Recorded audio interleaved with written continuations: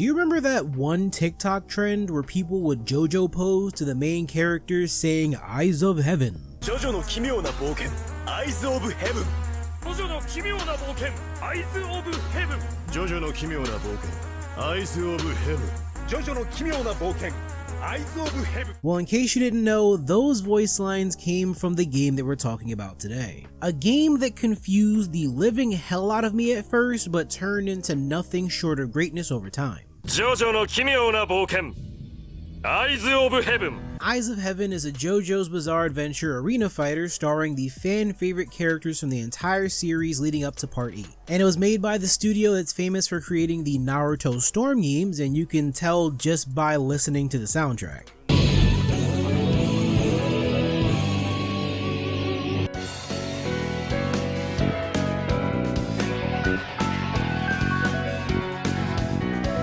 However, the gameplay here is a bit different from Storm despite them both being arena fighters. The major difference here is how many layers there are in these stages. Every stage has at least 2 different elevations, which can be either annoying or great depending on which character you play as. For example, if you play as a long range character, you'd be better off taking the high ground to stay away from someone like Jonathan, who doesn't have many long range options. The list of abilities that you have will always be on screen, which is a bit annoying at first. But when you get into the more complex fights, it comes in handy to see exactly what your attack is going to do. Plus, not everyone plays the same, so swapping back and forth between stand users can be a bit confusing. It really helps being able to always see what options are available to you, as well as all the cooldowns on your abilities too. But what I really love is how this game digs deep into the smaller pieces of the series. The level of detail here is incredible, with some characters having abilities that may seem odd at first, but end up staying true to their character. And that's something that I really didn't think they'd do, seeing how some of these dudes have the most obscure powers. For example, if you look at Koichi's ability list, it's pretty short in comparison to a lot of other characters. But with the power to swap between the different acts of his stand, it makes him one of the more high-level skill characters. Even for the Hamon users like Joseph and Zeppeli, you have a different gauge just to charge their Hamon.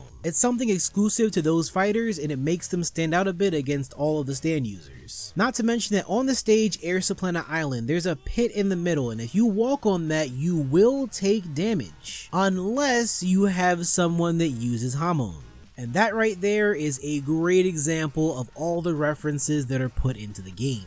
Even going outside of combat, there's so many unlockable victory poses and costumes and quotes taken straight from the series. The references here are unmatched, and it makes this game into something that I know Araki is proud of. All of this is exactly what a JoJo fan would want from an arena fighter. And it's something that I can appreciate now, but this is my second time playing through the game. The very first time I played this, I hadn't watched 1 ounce of JoJo outside of the memes. Now a plane goes zooming through the... Oh my god! So imagine how confused I must have been playing through this game with 8 different people named JoJo and not having a clue as to what the hell is even happening. Because unlike most anime games that cover the main story, this game does something much different. If I were to pick up a game like the Naruto Storm series without knowing jack squat about Naruto, I'd get a pretty decent idea about what's happening in the game, but not enough that I would just be able to skip the entire anime. But with Eyes of Heaven, this story barely grazes the main canon of JoJo. As a matter of fact, it does more to spoil certain parts of the story rather than retelling each part. So just a warning to anyone wanting to play this, if you're like me and only watch the anime, there will be some minor spoilers about characters who die in just about every part of the series. And some of those parts haven't even been animated yet, so take that caution however you wish. And they don't go as far as to spoil all the gritty details, but still having an idea of who will and won't make it is enough of a spoiler in my book. For example, they'll say something like, "Jojo Siwa, I thought you died. What are you doing here?" Oh wait, my fault, that was spoilers for part 9. But I do love the original story in this game. They could have easily taken the route of retelling the entire lore, but instead mashed together all these parts into one major battle between good and evil. Not locked down to any one time period, you get all these interactions that are perfect for any JoJo fan.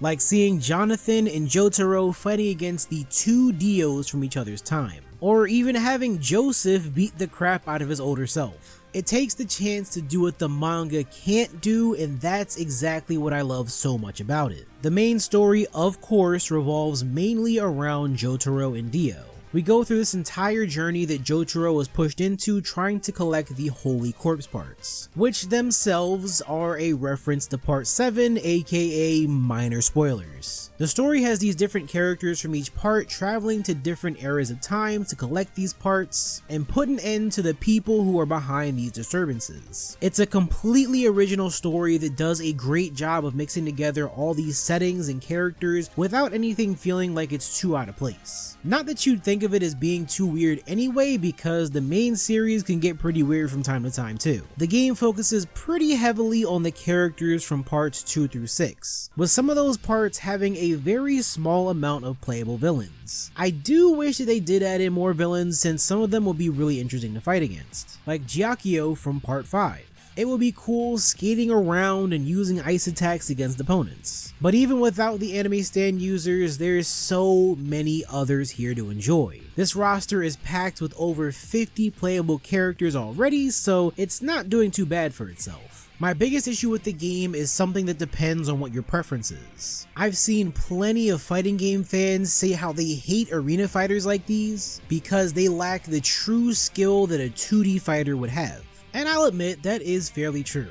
With stage hazards, items, and support cards, this game clearly isn't built for competitive play. It's why many put this game up against All-Star Battle and make their own decision on which they prefer more. In my opinion, I think Eyes of Heaven has a certain charm to it that a 2D fighter just wouldn't provide. If you ever watch JoJo, you know how bizarre the fights can get from time to time. Oftentimes, the only moment where people are throwing hands in a fight is when the fight is at its very end. The rest of the time, you'll have longer points of strategizing and building a solution to defeat the enemy. In a 2D fighter, there's not much of that buildup because it's just you and your opponent face to face. But in an arena fighter, you have the entire stage at your full disposal to plan a bigger attack. And characters like Johnny are a really great example for this actually. He's not my favorite character to play as, but each time I do, I learn more about the way he works. He's not anywhere close to being like most other fighters because not only is he on a horse, but he also can't even walk. So there's parts of a fight where you'll need to figure out what you're going to do when Slow Dancer just isn't available to you.